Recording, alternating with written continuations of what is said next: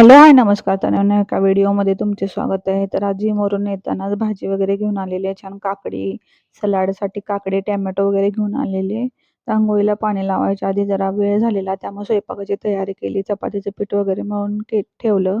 त्याच्यानंतर स्वच्छ अंघोळ केली, फ्रेश अशी देवपूजा केली.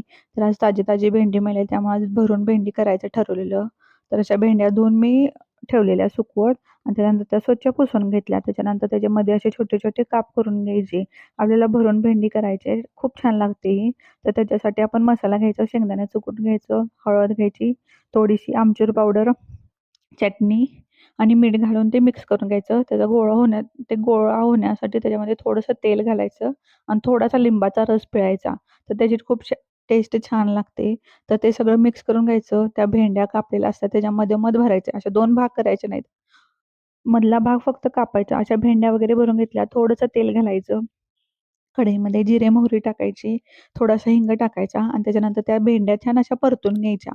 भेंड्यावरती असं पाणी वगैरे घालायचं नाही. झाकण ठेवून हलवत अशा छान भेंड्या परतून घ्यायच्या. एक 10 ते 15 मिनिटातच आपल्या भेंड्या छान वाफलून निघतात आणि अशी मस्त अशी भेंडी तयार झालेली.